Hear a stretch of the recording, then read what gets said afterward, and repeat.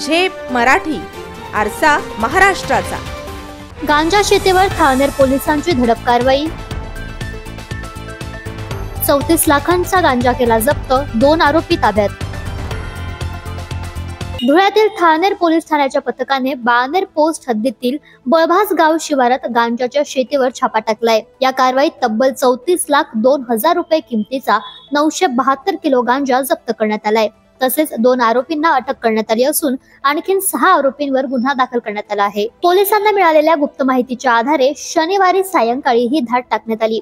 छापा टाकताना काही इसम पळ काढण्याचा प्रयत्न करत होते, मात्र पोलिसांनी पाठलाग करून गेंदाराम ब्रिया पावरा व रूपसिंग भावसिंग पावरा या दोघांना ताब्यात घेतले।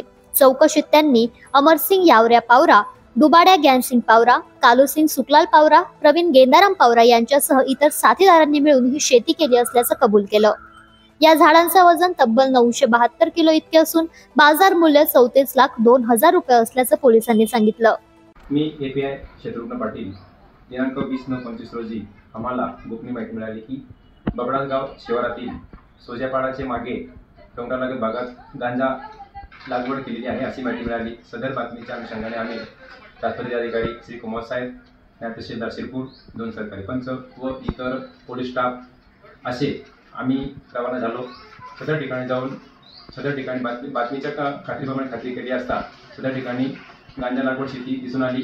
सदर गांजाची लागवड राखण करणारे काही इसम त्या ठिकाणी आम्हाला पाहून कळू लागले। त्यांचा पाठलाग करून आम्ही त्यांना 2 लोकांना पकडलं। त्यात गेंदाराम झिपा पावरा, रूपसिंग भावसिंग पावरा हे आम्हाला त्या ठिकाणी मिळाले। ही कारवाई पोलीस अधीक्षक श्रीकांत धिवरे, अप्पर पोलीस अधीक्षक अजय देवरे, उपविभागीय अधिकारी सुनील गोसावी आणि जयपाल हिरे यांच्या मार्गदर्शनाखाली करण्यात आली। प्रतिनिधी कार्तिक सोनवणे, झेप मराठी, धुळे। अशाच वेगळ्या आणि ताज्या बातम्यांसाठी पाहत रहा झेप मराठी, आरसा महाराष्ट्राचा। संपादक प्राध्यापक अनिल चव्हाण, धुळे।